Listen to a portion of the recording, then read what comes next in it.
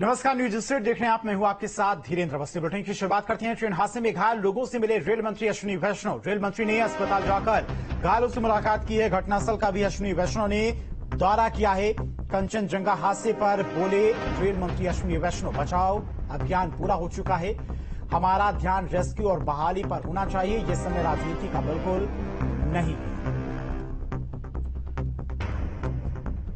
तो आज सुबह एक बड़ा रेल हादसा हुआ जिसमें कई लोगों की जान चली गई। बाकी जो घायल हैं वो अस्पताल में भर्ती हैं। घटनास्थल के दौरे पर रेल मंत्री अश्विनी वैष्णव पहुंचे थे। उसके बाद अस्पताल जाकर घायलों से भी उन्होंने मुलाकात की है। साथ ही उन्होंने कहा है कि अभी फिलहाल हमारा ध्यान रेस्क्यू और बहाली पर है, इस समय राजनीति बिल्कुल नहीं होनी चाहिए।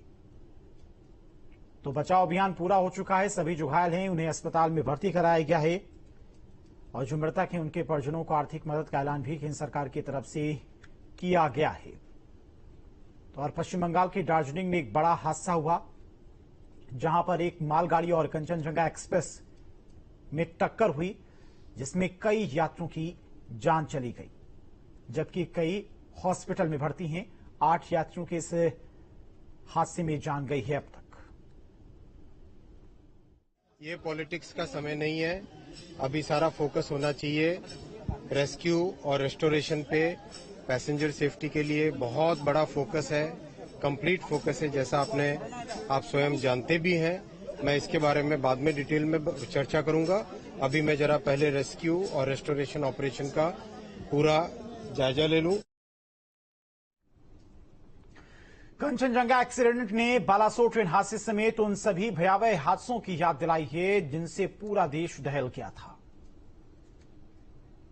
तो लगातार जिस तरह से रेस्क्यू अभियान की भी खबरें सामने आ रही हैं, रेल मंत्री अश्विनी वैष्णव खुद घटनास्थल पर पहुंचे थे जहां पर उन्होंने घटनास्थल का जायजा लिया। रेस्क्यू ऑपरेशन के बारे में उन्होंने अपडेट ली। रेस्क्यू ऑपरेशन पूरा हो चुका है। ये हादसे की तस्वीरें हैं।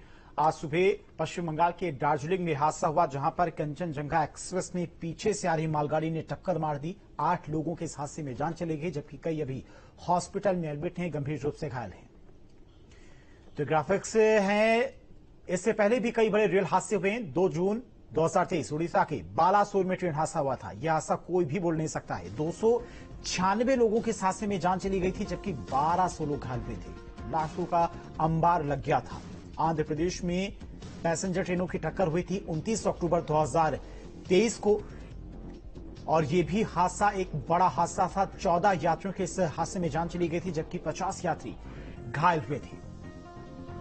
28 फरवरी 2024 को झारखंड में कई लोगों पर ट्रेन चढ़ गई थी। इसमें भी कई लोगों ने अपनी जान गंवाई थी। करीब 2 लोगों की मौत हुई थी और 10 लोग जख्मी हुए थे। 11 अक्टूबर 2023 को नॉर्थ एक्सप्रेस दुर्घटना का शिकार हुई थी और 4 लोगों की इसमें जान चली गई थी, जबकि 60 लोग घायल हुए थे।